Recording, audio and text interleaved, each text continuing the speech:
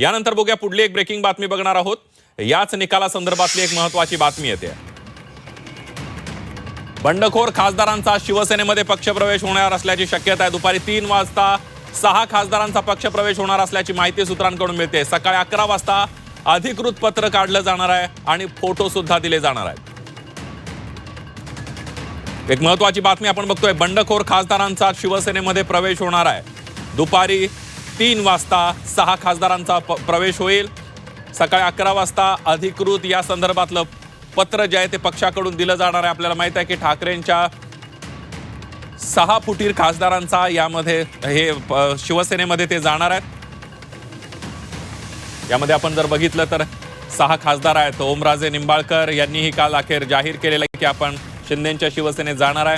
नागेश पाटील आष्टीकर आहेत, भाऊसाहेब वागचौरे आहेत, संजय दिना पाटील आहेत, बंडू जाधव आहेत। अशा 6 खासदारांचा यामध्ये समावेश आहे आणि आता एक खासदार आज शिवसेनेमध्ये प्रवेश करणार असल्याची माहिती सूत्रांकडून मिळते आहे।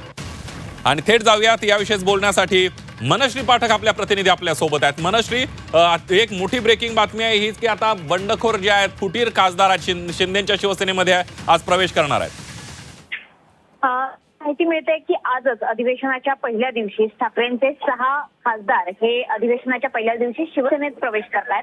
साधारण 3 वाजताच्या सुमारास हा पक्षप्रवेश होईल अशी माहिती मिळते।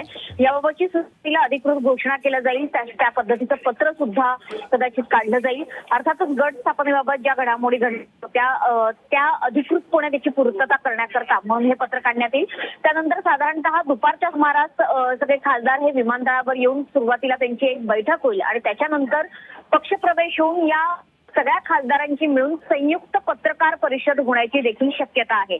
त्यामुळे गेल्या काही दिवसांमध्ये ज्या घडामोडी घडल्या आहेत, अगदी ठाकरे आणि शिंदेच्या शिवसेनेत जे काही वाद झालेले आहेत, विशेषतः संजय राऊतांची जी वक्तव्य आहेत त्यावरती स्पष्टपणे हे खासदार एकत्रित येऊन काय बोलतायत याकडे सगळ्यांचं लक्ष असेल। इतकंच नाही तर ओमराजे निंबाळकर किंवा इतर खासदार असतील त्यांच्या कशा पद्धतीने भूमिका आहेत हे सुद्धा ते स्पष्टपणाने मांडतील। त्याच्यामुळे सुरुवातीला पक्षप्रवेश, त्यानंतर प्रेस कॉन्फरन्स, पत्रकार परिषद असा हा संपूर्ण दिनक्रम असण्याची शक्यता आहे। अगदी, त्यामुळे पत्रकार परिषदेमध्ये हे खासदार नेमकं काय बोलतात याकडे लक्ष असणार आहे। मनश्री, धन्यवाद दिलेल्या सविस्तर माहितीबद्दल।